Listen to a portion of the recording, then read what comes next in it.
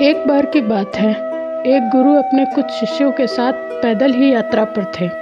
वह चलते चलते किसी गांव में पहुंच गए। ये गांव काफ़ी बड़ा था। वहां घूमते हुए उन्हें काफ़ी देर हो गई थी।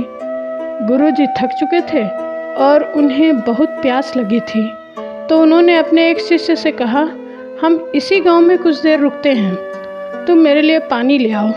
जब शिष्य गांव के अंदर थोड़ा घूमा तो उसने देखा वहाँ एक नदी थी जिसमें कई लोग कपड़े धो रहे थे, तो कई लोग नहा रहे थे और इसी वजह से नदी का पानी बहुत ही गंदा सा दिख रहा था। शिष्य को लगा कि ऐसा गंदा पानी गुरुजी के स्वास्थ्य को खराब कर सकता है, उन्हें ये पानी नहीं पिलाया जा सकता। इसलिए शिष्य बिना पानी लिए ही लौट आया और नदी के गंदे पानी की सारी बात गुरुजी को बता दी। इसके बाद गुरुजी ने किसी दूसरे शिष्य को पानी लाने के लिए भेजा। कुछ देर बाद वह शिष्य पानी लेकर लौटा। गुरुजी ने इस दूसरे शिष्य से पूछा कि नदी का पानी तो गंदा था, फिर तुम ये पानी कैसे लाए? शिष्य बोला कि गुरुजी, नदी का पानी वास्तव में ही बहुत गंदा था, लेकिन लोगों के नदी से चले जाने के बाद मैंने कुछ देर इंतज़ार किया और कुछ देर बाद नदी में मिट्टी नीचे बैठ गई और साफ पानी ऊपर आ गया। उसके बाद मैं उसी नदी से आपके लिए पानी भरकर ले आया।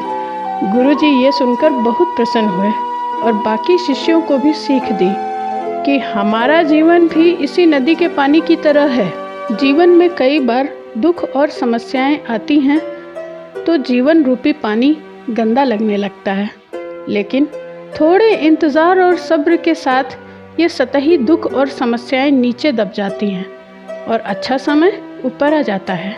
कुछ लोग पहले वाले शिष्य की तरह दुख और समस्याओं को देखकर घबरा जाते हैं और मुसीबत देखकर वापस लौट जाते हैं। ऐसे लोग जीवन में कभी आगे नहीं बढ़ पाते। वहीं दूसरी ओर कुछ लोग जो धैर्यशील होते हैं, इंतज़ार करते हैं कि कुछ समय बाद गंदगी रूपी समस्याएं और दुख खत्म हो जाएंगे और वे ही सफल होते हैं। तो मित्रों, यह कहानी बस यहीं तक। मुझे उम्मीद है आपको पसंद आई होगी। अगर मेरी कहानी पसंद आई है तो इसे लाइक करें और अपने फ्रेंड्स के साथ शेयर ज़रूर करें। मिलते हैं जल्द कुछ नया लेके।